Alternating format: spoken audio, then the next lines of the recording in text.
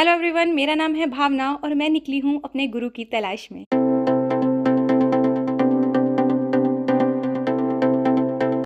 आपने वो श्लोक सुना है, गुरु गोविंद दाऊ खड़े, काके लागू पाए, बलिहारी गुरु आपने, गोविंद दिया बताए। मतलब गुरु और गोविंद मतलब भगवान हमारे सामने दोनों खड़े हैं। मैं किसको सबसे पहले नमन करूं, किसके सबसे पहले चरण स्पर्श करूं, मुझे समझ में नहीं आ रहा है। तब गोविंद ने कहा है कि गुरु सबसे पहले है। तो जब भगवान ही हमें कहते हैं कि गुरु सबसे पहले है, तो हमारा लक्ष्य भी तो यही होना चाहिए ना, अपने गुरु को खोजना।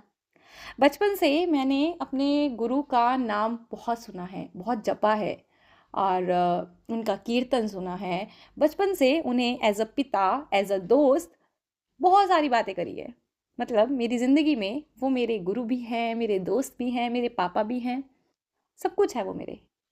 लेकिन अब तक मैं उनके बारे में वो सब चीज़ें नहीं जानती थी जो मैं जानना चाहती थी। बचपन से मेरे अंदर ये था कि मुझको उनको बहुत गहराई से जानना है। मुझे पता होना चाहिए कि मेरे गुरु एक्चुअली में थे कौन। और मैं आप सबके साथ भी वही शेयर करना चाहती हूँ, क्योंकि मैं जानती हूँ कि मेरे गुरु के बारे में जो चीज़ें मुझे अब पता चल रही हैं, बहुत सारे लोग ऐसे हैं जो उनको मानते हैं, जानते हैं, लेकिन उनके बारे में इन पहलुओं से अछूते हैं। तो मैं इन सारे पहलुओं को उन तक पहुंचाना चाहती हूँ। अगर आपको सही लगे तो इस जर्नी में मेरा साथ दीजिएगा। शुरू करते हैं। मेरे इन गुरु का नाम है संत बाबा लाल जी। ये एक महान दार्शनिक थे, परम ज्ञानी थे और उच्च सिद्धियों के स्वामी थे। परम तपस्वी और दूरदर्शी संत थे।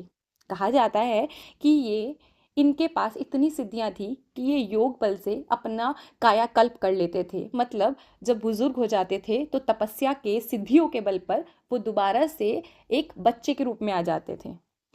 वह सभी के प्रति बहुत करुणा, प्रेम और समता का भाव रखते थे। इसीलिए जनसाधारण से लेकर राज दरबार तक कोई भी उनके विराट और उदात्त व्यक्तित्व से अछूता न रह सका। इनका जन्म 1355 में लाहौर के समीप कसूर या फिर कुशपुर, जो कि अब पश्चिमी पाकिस्तान जिला लाहौर में है, वहां पर हुआ था। इन्होंने अपना जीवन 300 वर्ष का पूरा किया था। ये सब वो योग साधना के बल पर ही कर पाए थे।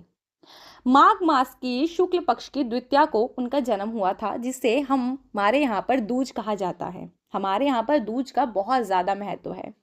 इनकी माता का नाम था कृष्णा और पिता का नाम था भोलामल महतो, जो कि जाति से तो क्षत्रिय थे, लेकिन वो एक पटवारी का काम करते थे। और कहा जाता है कि जो इनका जो महाप्रयाण था, जो समाधि थी, वो 1655 में इन्होंने ली थी। ज्योतिषों ने ग्रह काल, नक्षत्रों की गणना करके इनका नाम लाल रखा था। लाल का मतलब था बहुमूल्य रत्न या रूबी, जिसे कहा जाता है।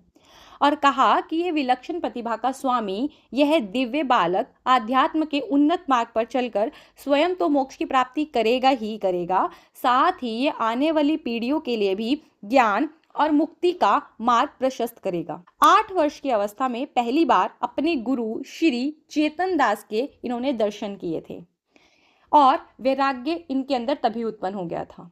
इन्होंने अपना घर त्याग दिया था।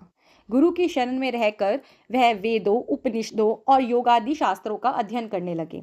गहन तपस्या और कठोर अभ्यास से वे अनेक सिद्धियों के स्वामी बन गए थे। संत बाबालाल जी, जो कि तत्कालिक धर्म, जाति, संप्रदायगत संकीर्णताओं से बहुत ऊपर उठकर एक मानव धर्म के हिमायती थे। उनके लिए जाति, धर्म ये सब चीज़ें मायने नहीं रखती थी। उनके लिए कुछ मायने रखता था तो वो था सिर्फ और सिर्फ मानवता का। इनका जो जन्म है उसको मैंने आपको बताया ना, अगर सन के हिसाब से देखें तो 1355 है, और अगर विक्रम संवत के हिसाब से देखें तो 1412 बैठता है। समाधि जो थी इन्होंने सन 1655 में ली थी और विक्रम संवत के हिसाब से 1712 में। पंजाब में एक ही जिले में रामानंद संप्रदाय के 2 महान गद्दियां हैं। पहला तो है जिला गुरदासपुर के एक भाग में ध्यानपुर गद्दी और दूसरे भाग में है पिंडोरी धाम। जो गुरदासपुर गद्दी के ध्यानपुर गद्दी है गुरदासपुर में, उसके जो संस्थापक हैं वो बाबालाल जी हैं, और जो कि दूसरी गद्दी है पिंडोरी धाम वाली, उसके जो संस्थापक हैं वो भगवान नारायण हैं। यहाँ पे जो ये बाबालाल जी का मठ है उसको लाल तुरंगी द्वारा कहा जाता है। और जो ये संप्रदाय कहा जाएगा वो है रामानंद संप्रदाय। आई होप आपको इतना क्लियर हो गया होगा कि जो बाबालाल जी को मानते हैं उनका जो मठ है वो लाल तुरंगी द्वारा है, संप्रदाय रामानंद संप्रदाय। बाबालाल जी की वाणी में 6000 दोहे, 300 से ऊपर शब्द और अनेक सुंदर प्रकरण हैं। उनका जो गोष्ठी साहित्य है ना, बहुत विलक्षण है और अद्वितीय है। बाबालाल जी की 4 गोष्ठियां विशेष रूप से बहुत ज़्यादा उल्लेखनीय हैं और उनमें से एक तो बहुत ही ज़्यादा महत्वपूर्ण है।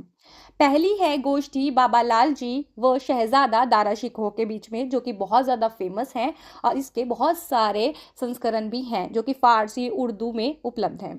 इसके अलावा है गोष्ठी श्री बाबालाल जी महाराज और भगवान जी की, जो कि भगवान नारायण हैं। यहाँ पर भगवान नारायण जो पिंडोरी धाम के संत हैं उनके बारे में बात की जा रही है। तीसरी है सिद्ध गोष्ठी 64 योग, जिसमें 64 क्वेश्चन आंसर के बारे में बात है।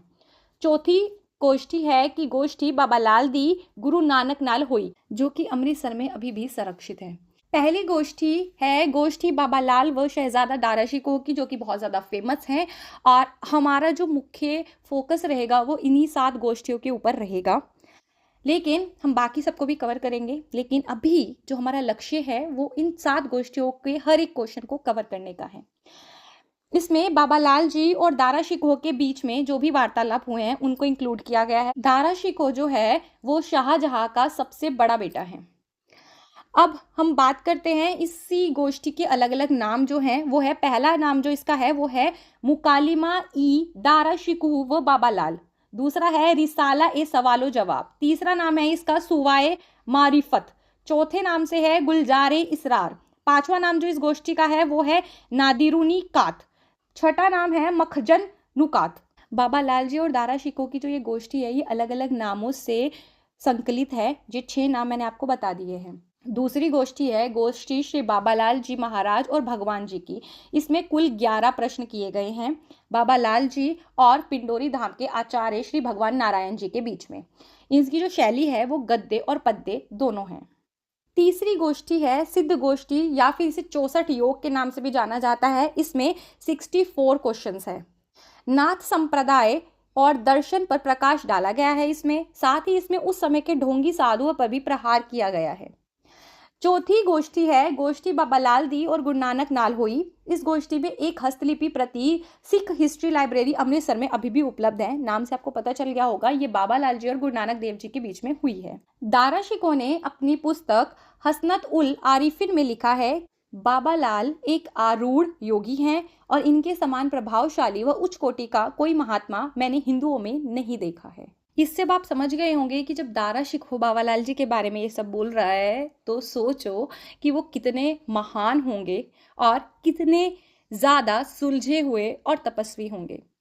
अब मैं इसी जर्नी को आगे बढ़ाना चाहती हूँ, उनको और जानना चाहती हूँ। नेक्स्ट वीडियो में हम बात करेंगे उनकी जीवन यात्रा के बारे में। आई होप आप मेरी इस जर्नी में मेरा साथ देंगे और हम लोग मिलकर उनको और अच्छे से जान पाएंगे। मिलते हैं नेक्स्ट वीडियो में, तब तक के लिए जय बाबालाल जी।